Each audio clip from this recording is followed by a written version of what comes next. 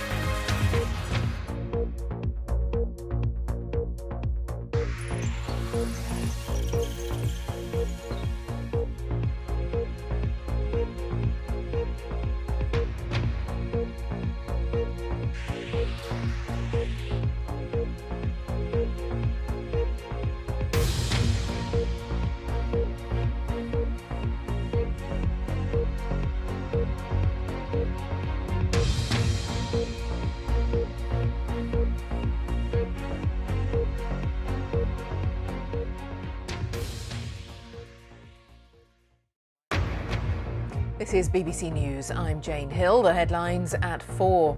Vladimir Putin has asked legislators for permission to use force outside Russia in a move that could pave the way for a broader attack on Ukraine. In response to Putin's actions, Boris Johnson has announced sanctions against Russian banks and wealthy individuals. The House should be in no doubt that the deployment of these forces in sovereign Ukrainian territory amounts to a renewed invasion of that country. Ukrainians were told by their president last night to remain calm. He said his country wasn't afraid of anything or anyone. In other news, questions about who will be eligible for free COVID testing after the UK government announced the end of universal testing in England from April.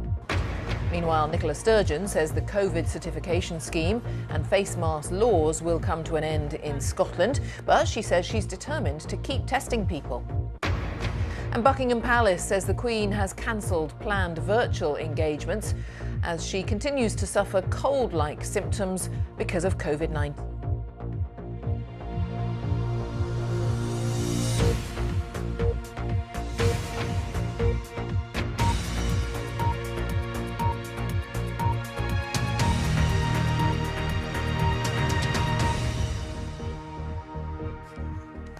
Hello, welcome to BBC News.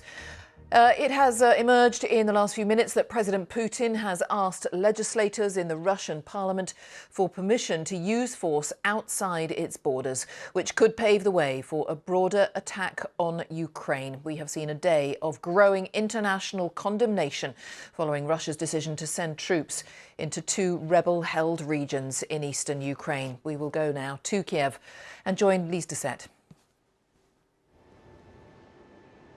Yes, and welcome